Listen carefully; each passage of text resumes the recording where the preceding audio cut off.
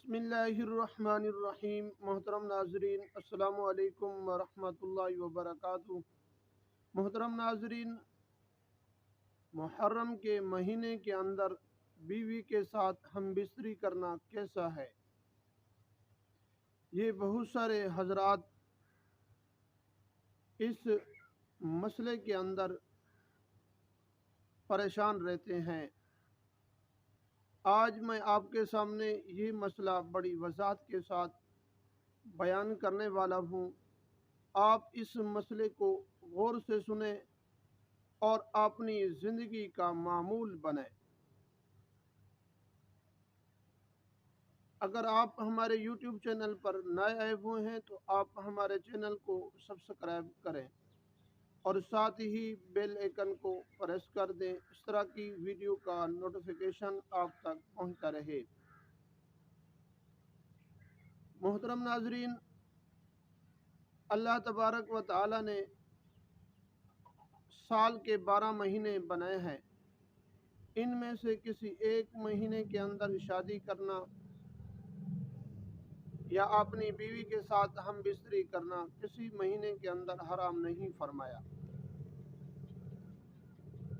لیکن چند باتیں ایسی ہیں جس حالت میں اپنی بیوی کے ساتھ آپ ہم بستری نہیں کر سکتے۔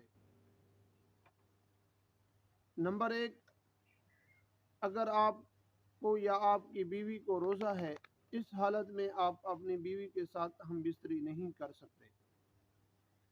اگر میاں بیوی میں سے کوئی ایک اگر احرام کی حالت میں ہے، اس وقت بھی آپ ہم بستری نہیں کر سکتے۔ اور اگر آپ میں سے کوئی ایک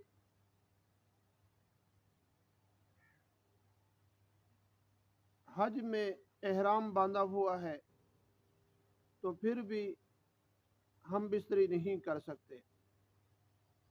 اور اگر بیوی حیض کی حالت میں ہے تو پھر بھی خاوند اس کے ساتھ ہم بستری نہیں کر سکتا۔ اور اگر بیوی نفاس کی حالت میں ہے، جب بچہ پیدا ہو اس کے بعد خون آتا ہے، تو پھر بھی خاوند اپنی بیوی کے ساتھ ہم بستری نہیں کر سکتا۔ لیکن اللہ تبارک و تعالی نے کسی ایک مہینے کے اندر بھی یہ نہیں فرمایا کہ آپ اس مہینے کے اندر اپنی بیوی کے ساتھ ہم بستری نہیں کر سکتے۔ اور آج کل تو ہمارے بعض مسلمانوں کا بھی یہی عقیدہ بن چکا ہے، محرم کے اندر شادی نہ کریں، بچے نہیں ہوتے، یا گھر کے اندر فتنہ فساد پیدا ہو جاتا ہے، میاں بیوی کو آپس میں جدائی پیدا ہو جاتی ہے، یا طلاقیں ہونا شروع ہو جاتی ہیں۔ ربیع الاول کے مہینے میں بھی یہی باتیں کہتے ہیں۔ ناظرین، اللہ تبارک و تعالی نے کسی ایک مہینے کو بھی حرام یا اس مہینے کے اندر اگر آپ نے شادی کی لیکن بچے نہیں ہوئے، یہ میرے رب کا اپنا ہی کرم ہے۔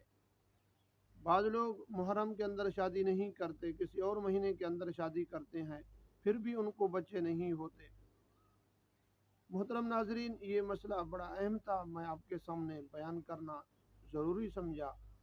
اگر ویڈیو آپ کو اچھی لگے، اپنے دوستوں کی طرف اس ویڈیو کو ضرور شیئر کریں، سب اس مسئلے سے ان کو سمجھ بھی آئے اور عمل بھی کریں۔